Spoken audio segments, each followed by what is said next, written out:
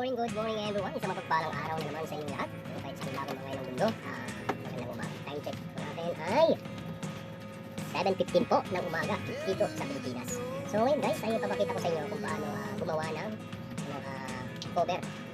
Ito yung ating material. Nagigit po ito. Tapos ito po yung ating tail. Yan po natin i-split yung ating gagawing cover.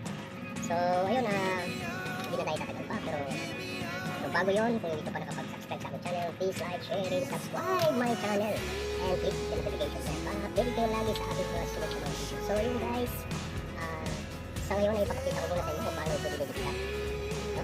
Kung paano ito dinidikita dito. So meron tayong pinamit na plancha. Init-init na yan. So pasensya na kayo kung ano yung nakikita nyo sa aking background dahil mahirap na tayo, gawin talaga. So nagtutulog lang tayo. So sana guys, supportahan nyo ako dahil sila naman, ganda naman sila sa background. Ano po hinihintay natin? Tayo na. Atin ang simulan kung paano ito dinidikita. Let's go guys!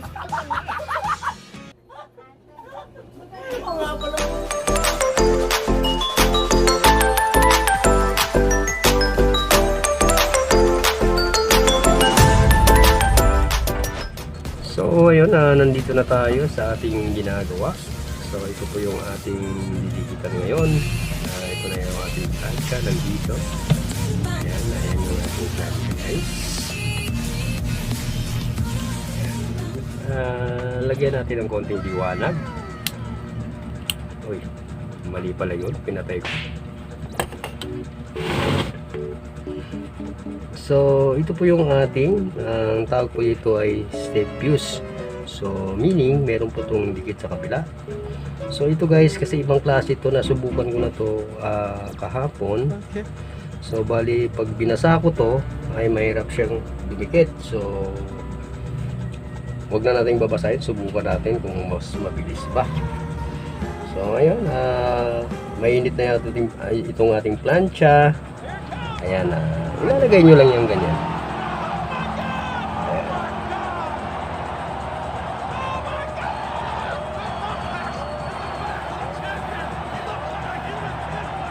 Ayan, ang bilis lang oh.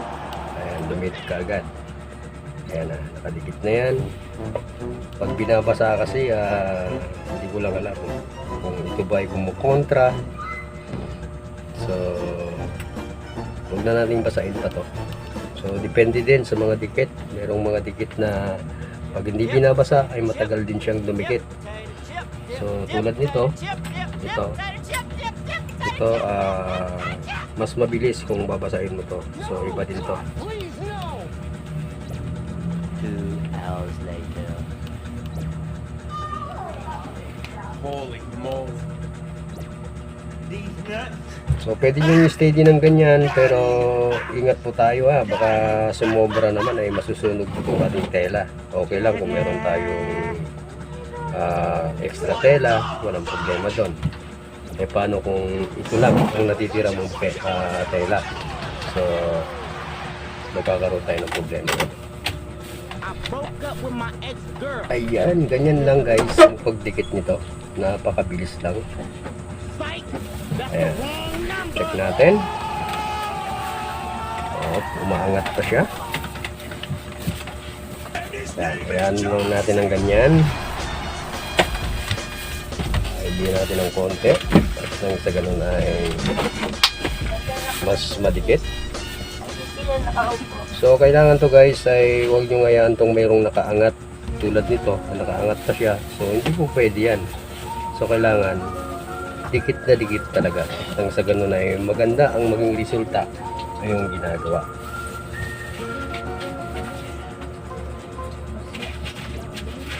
Meron po tayong mga bisita dito. Ayan sila. Iyan. Uwi na sila ng kanilang mga probinsya. Ayan, merong isang batang bakla. Ay, bakla, hindi pala. Baklaan lang.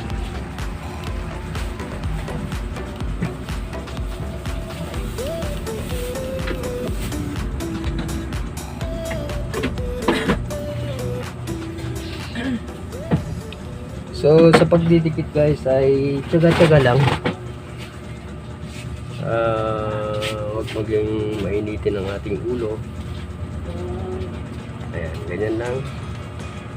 So habang naghihintay tayo, so sa part 2 nito guys, ipapakita ko sa inyo kung paano ito gagawin.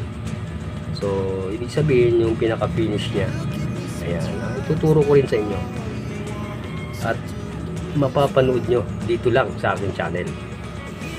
So sana guys, sundan nyo yung part 2 nito.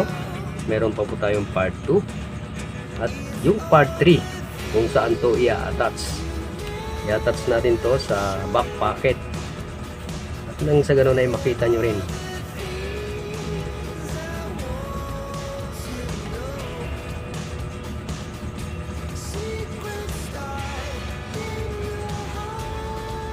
So yung mga cover guys ay maraming klase po yan. Meron pong may tatlong kanto. Ito ay naka-round po ito sa side. Ito lang yung medyo may tulis niya dito sa bandang baba. Pero itong sa side niya ay naka-round po siya. So yung mga mayroon minsan dito naka lang siya ganun, diretso, tapos pa ganyan. So depende, maraming klase ang cover. So depende po yun sa gusto ng customer. Ayan. Pero madalas ginagawa ay mga ganitong klase kasi napakaganda siya tingnan at saka mabilis gawin. Ayan. Sa kabilang side, itong kabilang side okay na siya. Ito na lang hinintay natin itong kabila. Medyo may katagalan talaga. So sa mga ganitong dikit ay depende din yun. Merong mga dikit na mabilis. Ito ay medyo matagal to. Hindi ko alam kung bakit. Hindi ko naman masasabing peke ito. Ayan. Yan, konti-konti na lang guys ay didikit na siya. Nararamdaman ko na. Nararamdaman. Ayan, pwede natin tulugan to. Medyo natatagalan po tayo. So ayan, maraming salamat sa mga patuloy na sumasama hanggang sa dumikit na ng gusto itong ating ginagawa.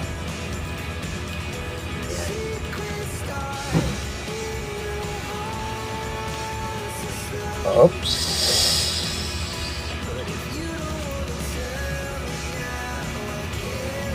Yan na.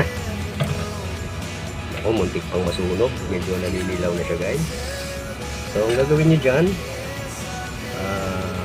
kung wala kayong yung kahoy na pandiin, pwede rin itong roller. At nang sa ganun ay yung natitirang init dyan ay pwede pa siyang makonsumo nung dikit na to. Yan, ganyan. Kasi minsan mayroong mga dikit na akala mo dumikit na, pag lumamig umaangat. So gagawin nyo ay lagyan nyo ng ganito, diinan nyo hanggang sa lumamig. So hindi siya aangat. Ito po yung purpose nito guys.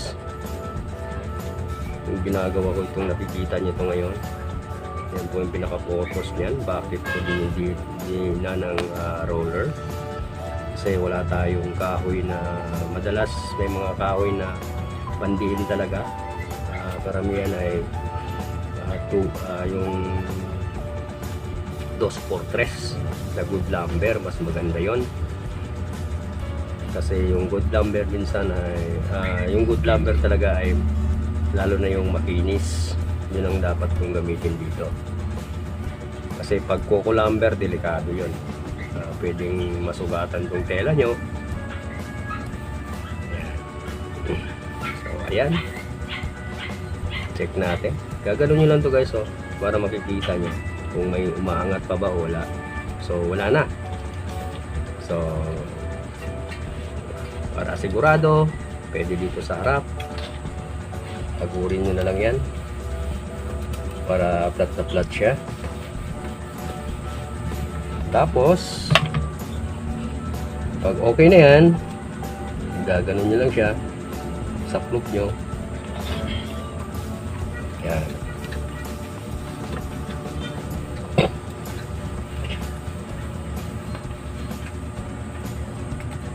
So, yun guys, tapos na yung ating ginikitan. So, sa part 2 natin ay makikita nyo kung paano ko to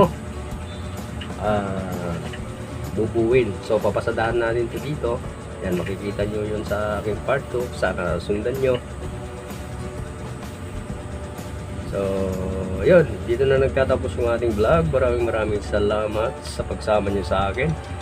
So, inuulit ko sa mga hindi pa nakapag-subscribe, please like, share, and subscribe my channel. And click the notification bell para updated kayo lagi sa aking mga sunod na mga video. So, hanggang dito na lang guys at maraming salamat sa inyong lahat and bye-bye!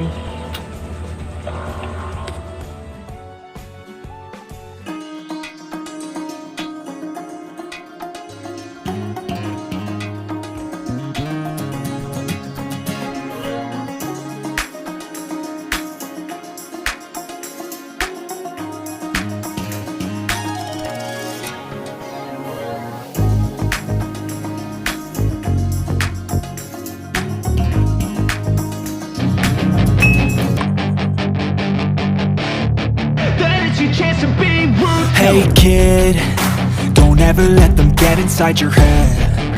They'll tell you what to do in life instead of everything you know that you could get. Don't let them guide your life towards regret. I'll fight for what I love with every breath. My past is filled with things